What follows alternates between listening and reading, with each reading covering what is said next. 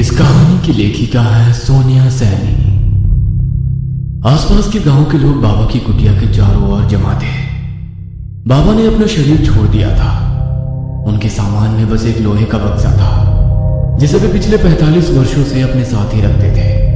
बाबा के जाने के बाद उनके शिष्य ने वो बक्सा खोलकर देखा तो वहां पर खड़े लोगों के होश उड़ गए। बक्से में एक खोपड़ी रखी हुई थी जो ना तो किसी इंसान की लग रही थी ना ही किसी जानवर की। उस खोपड़ी का जबड़ा किसी भेड़िए जैसा था और पीछे का कपाल इंसान जैसा। 20 साल पहले अपने बीमार बेटे के शिथिल पड़ चुके शरीर को जमीन पर लिटाकर वो हाथ जोड़कर जोर जोर से रो रही थी। अब बस आपका ही सहारा है, कुछ कीजिए, नहीं तो मेरा बेटा मुझे छोड़कर चला जाएगा। देखो, इसे शहर ले जाकर किसी भले डॉक्टर को दिखाओ। यहाँ जंगलों में भटकने से ये ठीक नहीं होगा। डॉक्टर तो कह चुके हैं कि इसका अंतिम संस्कार का समय आ गया है, किंतु मैं अपने बेटे को किसी भी कीमत पर जाने नहीं दूंगी। आप चाहे जो ले लो, लेकिन मेरे बेटे को बचा लो बाबा। देखो, जिस विद्या की तुम बात कर रही हो, मैं बरसों पहले उसे छोड़ चुका हूँ। अपने गुरु के सामने प्रतिज्ञा ली है मैंने, मुझसे ये काम नहीं होगा। तो ठीक है, फिर मैं भी अपनी जान दे दूंगी। इतना कहकर उसने कटार उठाई और अपनी गर्दन पर लगा दी। ठहरो, ठीक है, मैं तुम्हारी मदद करने के लिए तैयार हूँ, किंतु तेरे बेटे के पास समय बहुत कम है। हमें कल रात ही यह विधि करनी होगी। बाबा ने अपने एक शिष्य को स्त्री से लेकर कुछ रुपए दिए और कान में फुसफुसाते हुए उसे कुछ समझाने लगे। कल मध्य रात्रि को हम ये विधि करेंगे। ध्यान रहे, इसमें जान का जोखिम है। जीवन मिल भी सकता है और जा भी सकता है। मैं तैयार हूँ बाबा। अगले दिन पूर्णमासी की रात थी। आसमान में पूरा चांद चमक रहा था। बाबा ने घने जंगल के बीचों बीच भारी भरकम पेड़ से एक खूंखार भेड़िया बांध रखा था। कुछ दिन पहले ही भेड़िए को होश आया था और तब से वो अपने जबड़े को खोल भयानक आवाज में गुर्रा रहा था। पास ही में एक 17 साल का लड़का बेहोशी की अवस्था में पड़ा हुआ था। जमीन पर तंत्र साधना का सामान फैला हुआ था। बाबा की दूसरी ओर लड़के की मां बैठी सिसक रही थी। आज पूर्णमासी की रात है। आज के दिन भेड़ियों की शक्ति बहुत अधिक होती है, इसलिए हमारे तंत्र शास्त्र में आज के दिन कोई विधि नहीं की जाती। लेकिन अगर आज कुछ नहीं किया तो तेरे बेटे के प्राण निकल जाएंगे। इसलिए मुझे अपने नियमों के विरुद्ध जाकर यह विधि करनी होगी। इसके बाद बाबा मंत्र पढ़ना शुरू कर देते हैं। रात के ठीक 12 बजे बाबा ने भेड़िए के गले पर चाकू से वार किया। भेड़िया भयानक डरावनी आवाज में चिल्लाया। वो आवाज सुनकर वहां उपस्थित सभी लोगों के दिल उछलकर मुंह में आ गए थे। भेड़िए के गले से खून की धार बह रही थी। बाबा ने भेड़िए के खून से लड़के के पूरे शरीर पर लेप कर दिया। वो आंख बंद करके जोर जोर से मंत्र पढ़ रहा था। अंत में बाबा ने रक्त की कुछ बूंदें लड़के की जीभ पर रखी और कुछ बूंदें नाक से उसके शरीर में प्रवेश करा दी। लड़के के शरीर में हलचल सी होने लगी। लड़का अपने हाथ पैर जोर जोर से हिलाने लगा। ऐसा लग रहा था जैसे उसे मिर्गी का दौरा पड़ गया हो। तेजी से हिलते हुए वो भेड़िए के पंजों से जा टकराया। लड़के के शरीर से भी अब खून बहने लगा था। कुछ ही पलों के बाद लड़का बिल्कुल शांत हो गया। काफी देर तक तड़पने के बाद भेड़िए की भी मौत हो गई। अपनी विधि संपन्न करने के बाद वे सभी वापस कुटिया में लौट आए। अगली सुबह, माँ, ये सब क्या लगा रखा है आपने मेरे शरीर पर? छी, मुझे बहुत बदबू आ रही है। इतना कहकर वो रगड़ रगड़ कर नहाने लगता है। विराज अब बिल्कुल स्वस्थ हो चुका था। ऐसा लगता ही नहीं था कि कुछ घंटे पहले तक उसका शरीर पीला और निष्प्राण पड़ चुका था। वो स्त्री अब जंगल के साथ सटे हुए गांव में ही एक छोटी सी झोपड़ी बनाकर रहने लगी। उसका बेटा दिन प्रतिदिन स्वस्थ और हट्टा कट्टा होता जा रहा था। वह प्रतिदिन मां से मांस का भोजन मांगता और ना मिलने पर गुस्से से आग बबूला हो जाता। कभी अपना सर दीवार में मारता तो कभी मां को धक्का मारकर गिरा देता। उसकी मां बेटे के गुस्से और भूख को उसकी बीमारी से पैदा हुई चिड़चिड़ाहट और कमजोरी समझ रही थी, किंतु यह तो तूफान के आने की आहट बन थी। कुछ दिन बाद पूर्णमासी की रात थी। वो औरत अपनी झोपड़ी में अपने बेटे के साथ सो रही थी। अचानक ही आधी रात गए कुछ अजीबोगरीब आवाज सुनकर उस महिला की आंख खुल गई। विराज दर्द से कराह रहा था। देखते ही देखते वह दर्द से छटपटाने लगा और चीखते हुए दीवारों में सर मारने लगा। उसका सारा शरीर अकड़ा हुआ था, हाथ पैर लगता था किसी ने मरोड़ दिया। कुछ ही देर में विराज का शरीर एक भेड़िए में बदलने लगा। विराज एक वहशी परिंदे की तरह दिल भेदने वाली आवाज में चिल्ला रहा था। जब विराज पूरी तरह से एक नर भेड़िए में बदल गया तो उसने खिड़की से बाहर की ओर एक छलांग लगा दी। हे भगवान, ये क्या हो गया मेरे बेटे को? मुझे अभी भी अपनी आंखों पर भरोसा नहीं हो रहा है। अगर मैंने किसी को भी ये बात बताई तो वे लोग मेरे बेटे को मार डालेंगे। अब मैं क्या करूं?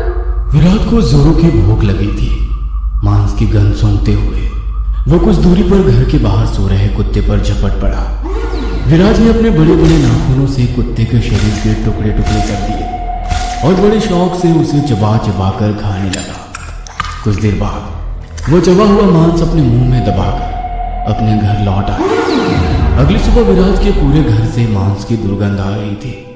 घर के आंगन से लेकर कमरे तक हर तरफ खून और मांस के टुकड़े बिखरे हुए थे, जिन पर असंख्य मक्खियां भिनभिना रही थी। विमला, ये कैसी गंदी बदबू आ रही है तेरे घर से। लगता है बिल्ली ने कोई खरगोश मार दिया है।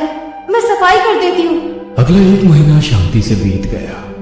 विमला मन ही मन बहुत खुश थी। उसे लग रहा था शायद उसका बेटा ठीक हो गया, किंतु ये तूफान से पहले की शांति थी।